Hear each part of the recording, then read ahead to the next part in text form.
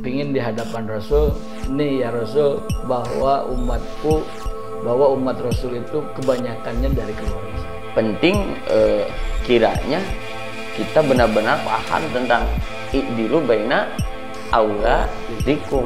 Satu, terkait makanan. Kullu lahmin nabata minal haram fannaru aula bihi.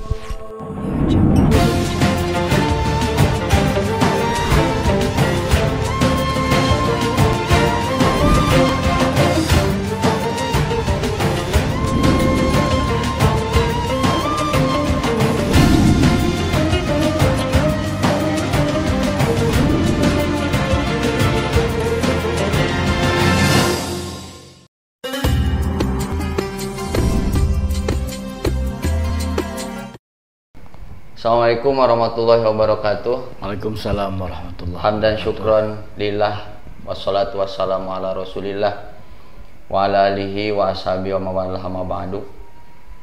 Faya ayyuhal hadirun ittaqullaha haqqa taqwa.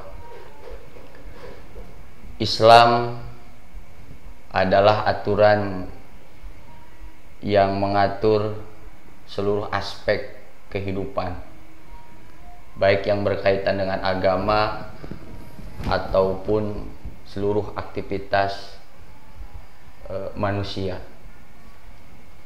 Bukan hanya berkaitan dengan secara vertikal saja Islam itu, akan tetapi secara horizontal pun Islam mengatur.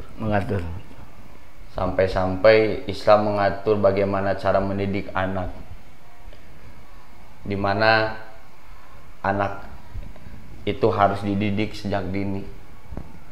Nah, oleh karena itu tepat kayaknya Ang Haji, karena pada kesempatan kali ini dalam materi kitab Muhtar Hadis berkaitan dengan anak. Mohon sebelumnya bisa dibacakan hadisnya. Bisa. Monggo. Bismillahirrahmanirrahim. Hadis yang ke-18, ittaqullaha wa'dilu baina auladikum. Rawahu An-Nu'mani. Bertakwalah kalian kepada Allah Subhanahu wa taala dan berlaku adillah di antara anak-anak kalian. Hadis diriwayatkan oleh An-Nu'man. Menarik. Ya. Karena hadis ini berkaitan dengan berbuat adil terhadap anak-anak. Dan hadis ini diawali dengan kata itaku, bertakwa. Nah, ini apa erat kaitannya dengan wa'dilu baina auladikum kira-kiranya Haji?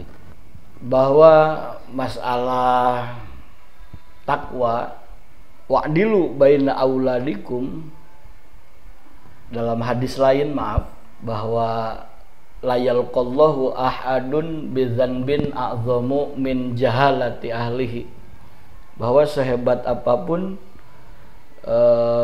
seseorang ibadahnya, puasanya, hajinya, jika anaknya merasa bodoh terhadap Allah, maka la yalqallahu ahadun bidzanbin a'zamu min jahalati ahlihi, nanti di akhirat tidak akan bisa ketemu sama Allah. Untuk kolerasinya itaku dengan wa'dilu itu, pembuktian dari takwa itu berarti idilu kan? Idilu.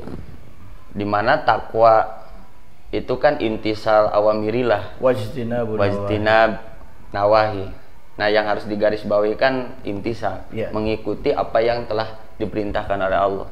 Dimana berbuat adil ini kan salah satu perintah Allah. Betul. Nah, realisasi daripada orang bertakwa itu, salah satu karakternya adalah dia mampu berbuat adil terhadap anak-anaknya. Nah, ketika kita punya putra, baik laki-laki ataupun perempuan, berapapun jumlahnya, kalau bapak itu bertakwa, berarti dia akan memiliki sifat adil. Nah, berarti kolerasinya bahwa i'dil itu sebagai pembuktian daripada itaku. Oleh karena itu kan dalam konteksnya kan beriringan kata itaku dengan wa'dil. Nah, gimana Ang? Iya kan, kalau budak itu kan itu kirata lah. Kalau kata yang itu kirata, kira-kira nyata. Budak itu bereun urusan didikan. Tentunya kalau untuk masalah nafkah dari mulai anak, taruhlah saya punya anak 7. Antara anak yang pertama sama anak yang bontot harus sama. Harus sama mendidiknya, harus sama pakaiannya, harus sama semuanya harus sama. Berarti bukan hanya dalam segi makanan saja ya. Betul. Tapi dalam pendidikannya pun harus sama ya. Harus sama. Kalau misalnya anak yang paling sulung, yang paling besar itu dididik misalnya Iqra, ya, setahun teh kita mengajarkan tentang Iqra, maka anak yang kedua pun harus sama. Nah, menarik Ang Haji, bahwa wa'dilu itu tentu kan anak kita kan ada yang pertama ya, Ang berapa putra? 7 semuanya ya? Baru 7. Mau menambah lagi ya? Insya Allah ya. Berarti yang sekarang itu yang paling kecil bukan bungsu ya? Ya, bungsu ngaruh lah. Mungkin ada membuat kesebelasan gitu ya? Ya, masa yang lain anaknya banyak, pingin di hadapan Rasul, nih ya Rasul, bahwa umat Rasul itu kebanyakannya dari keluarga saya. Alhamdulillah ya. Ya, itu sebuah nikmat ya, Ang ya. Nah, kembali lagi Ang, bahwa misalnya ada anak yang pertama, kemudian tentu kan kebutuhannya beda ya, Ang, dengan anak yang ke-7 katakanlah.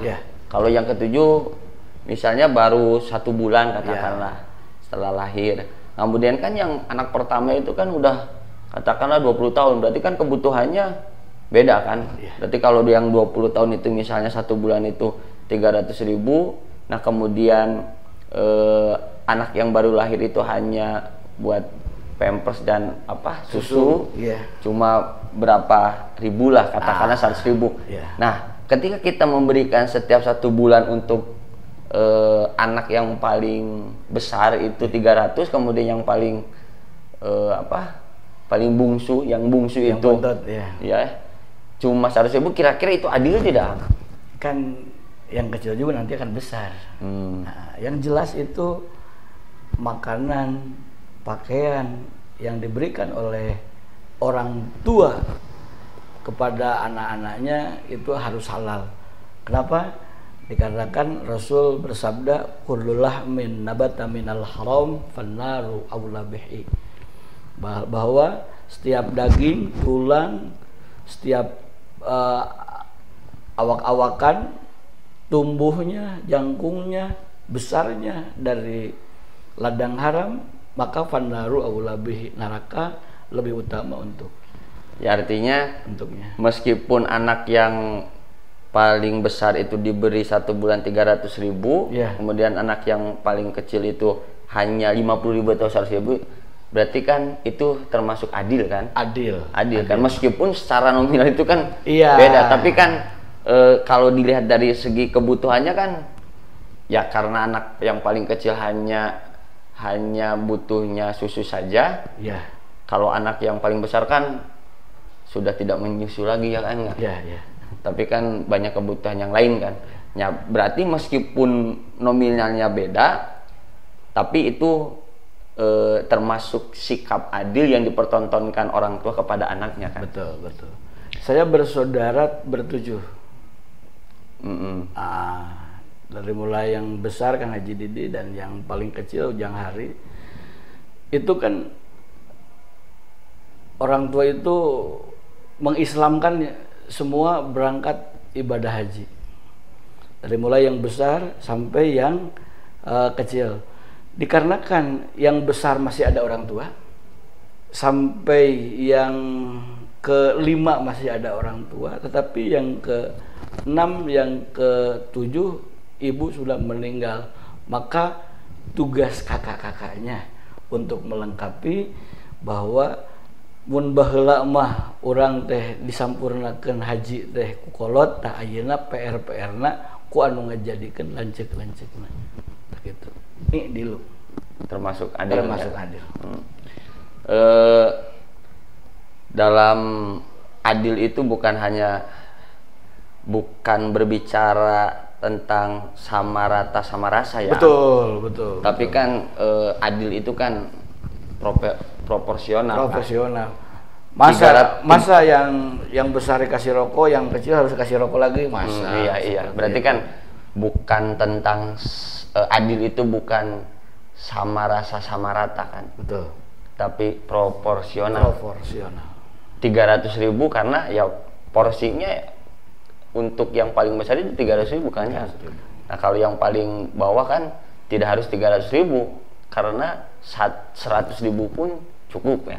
Ini ada cerita menarik nih. Ya gimana? Dari Syekh pengarang kitab Ihya itu Syekh Imam Ghazali ya. Imam Ghazali dalam kitab Ihya-nya bahwa inna awwalu ma yata'allaqu birrajul yaumal qiyamah ahluhu wa waladuhu fayuqifuna baina yadayillah wa yaquluna ya rabbana khudh lana bihaqqina minhu fa innahu ma 'allimna ma najhalu wa ma yut'imuna al-haram wa nahnu la na'lamu. Gimana maksudnya tuh? Maksudnya bahwa yang paling pertama untuk orang tua mendidik anak, untuk menyamakan anak itu adalah harus keluarganya, ahlinya dikasih perkara barang yang halal. Jika ahlinya, anaknya, keluarganya dikasih barang yang haram, maka fayaquluna ya rabbana khudh lana bihaqqina minhuma fa innahuma 'allimna ma najhal. Nanti bisa minta dakwah bahwa saya tidak tahu, saya itu ternyata makan duit haram. Baju saya yang dipakai itu adalah baju haram. Maka yang tadinya konon orang tua calon penghuni surga, gara-gara anaknya memakai barang haram bisa minta peradilan. Jadi semuanya bisa masuk ke ya. Artinya bukan hanya proporsional saja, akan tetapi perilaku orang tua pun harus adil kepada anak-anak itu dengan memberikan makanan-makanan yang halal. Betul. Jangan kemudian pendidikan anak yang masih balita kemudian diberikan asupan barang haram yang nantinya naudzubillah ketika besarnya menjadi anak yang durhaka kan gitu. Berarti kan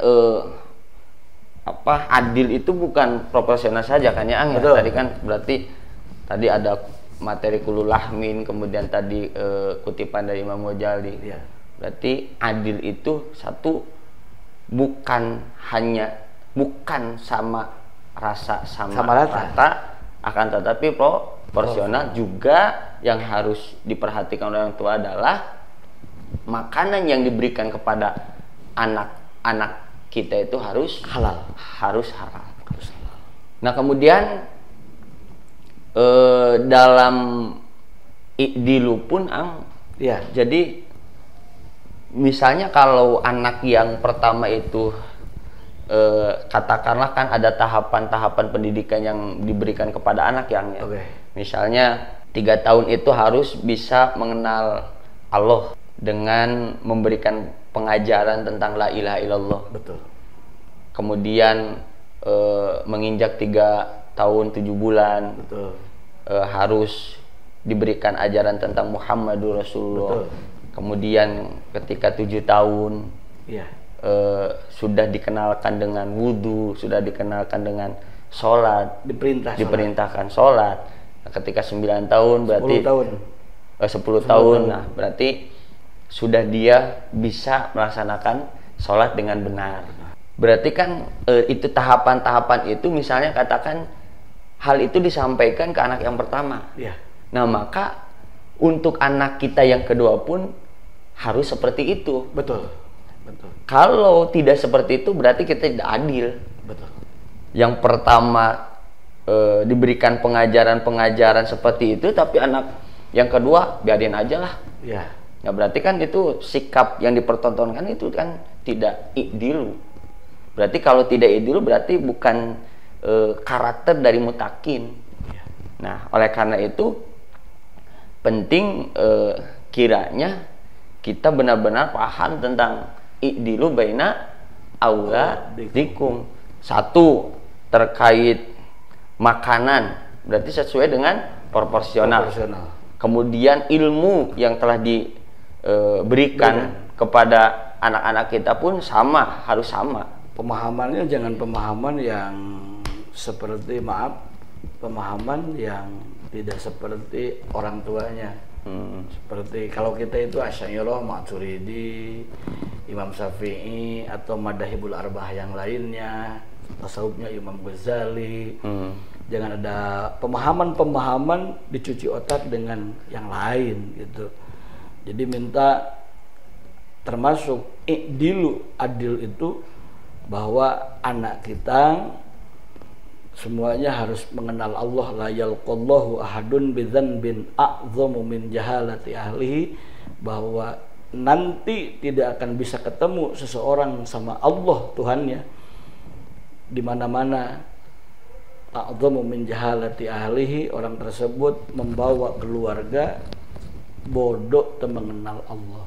Ya berarti kan tahapannya teringat dari kata Imam Muhammad Al-Baqir itu. Ya. Satu, harus bisa memperkenalkan Allah. Betul. Tadi kan sudah disampaikannya. Ya. Di mana anak itu harus bisa mengucapkan kata la ilaha illallah. Ya. Kalau Imam Muhammad Al-Baqir itu diberikan batasan 7 kali. Betul. Si anak itu harus bisa mengikuti orang tuanya mengatakan la ilaha illallah. Kemudian Muhammadur Rasulullah. Kemudian diperkenalkan dan terkait mana yang kanan, mana yang kiri, itu dengan tujuan agar dia mengetahui arah kiblat. Kemudian diperkenalkan dengan air wudu. Bagaimana tata cara wudu kan, sholat dan yang lain sebagainya. Nah karena dan kemudian pun harus bagaimana berbuat baik kepada orang tua. Betul. Jangan kemudian anak kecil. Ya ada peribahasa, orang tua kencing berdiri, anak kencing berlari gitu kan. Berarti kan tahapan-tahapan itu harus terserap oleh anak kita selanjutnya gitu kan. Berarti kalau pendidikan anak itu harus berbuat baik kepada orang tua, jangan kemudian berani kepada orang tua di waktu kecil kan, yang nanti berakibatnya tad'u ilal uquqi fi kibari. Yang ditakutkan kan ketika masa dewasanya dia berbuat durhaka kepada orang tua, maka ajaran-ajaran itu harus sama. Betul. Harus taswiyah. Anak yang pertama, anak yang kedua, anak yang tiga. Ketika anak yang pertama diberikan pengajaran tentang bagaimana tata cara berbakti kepada orang tua, betul. Nah maka yang kedua pun sama. Makanya begitu lahir kita itu kepada anak kita dikenalkan yang pertama azan. Azan di telinga kanan, terus qomat di telinga kiri, mengenalkan tauhid kepada anak kita. Terus, berarti kalau misalnya anak yang kedua, bukti adil pun harus sama. Harus sama. Berarti kan itu i'dilu baina auladikum. Jangan kemudian tidak sesuai dengan harapan anak yang didambakan itu, misalnya inginnya laki-laki tapi perempuan nih yang lahir, nggak usah diadanin lah. Berarti kan itu berarti kan itu tidak i'dilu kan ya? Tidak i'dilu. Dimana anak yang pertama diadani telinganya waktu lahir, tapi anak yang kedua tidak diadani, berarti kan itu tidak i'dilu baina auladikum. Bahkan bahwa Nabi Isa di langit kedua itu melihat bumi itu gelap. Gelap. Tidak ada cahaya yang menerangi langit, poek, gelap.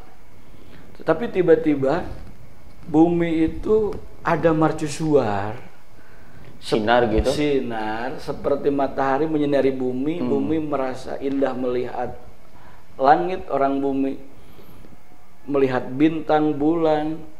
Siapa? Man ayukodo wa ayukodo ahlahu kutiba lahu minadz-dzakirina katsira wadz-dzakirat. Ada orang yang sering bangun setiap malam. Man ayukodo, setelah bangun, wa ayukodo ahlahu, membangunkan istrinya, membangunkan anak-anaknya semuanya. Kutiba lahu minadz-dzakirina katsira wadz-dzakirat, dicatat dan dilihat sinar mercusuar sampai ke langit kedua. Itu adalah orang-orang, rumahnya walaupun tidak hebat, gubuk, tetapi itu mercusuarnya sampai ke langit kedua. Subhanallah. Kira-kira Ang, esensi dari hadis ini apa ya yang bisa disampaikan kira-kira nih? Ya, bertakwalah kalian kepada Allah dan berlaku adillah di antara anak-anak kalian. Jadi anak kita itu harus dikasih motivasi. Yang pertama, dikasih makanan yang halal, dikenalkan bagaimana tata krama kepada orang tua, sebagaimana Rasul mengatakan birru abakum taburrakum abnaukum. Kita harus mengajarkan bahwa harus buat baik kepada orang tua, birru abakum.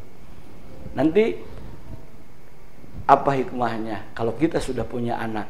Taburrukum abnaukum, anak kita bisa menghormati kepada orang tuanya. Diakibatkan kita menghormati orang tua kita. Ya. Berarti anak kita menghormati kita, kemudian anak kita ketika punya anak pun sama.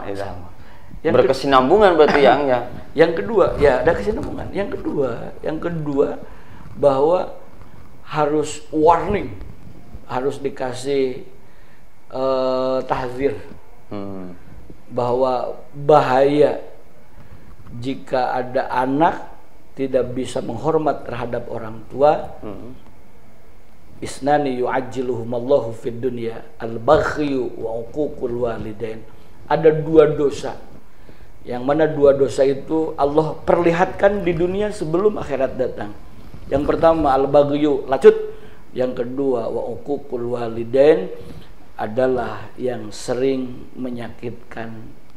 menyakiti orang tua. Ya, terima kasih Ang. Bisa saya menambahkannya? Boleh, harus ya.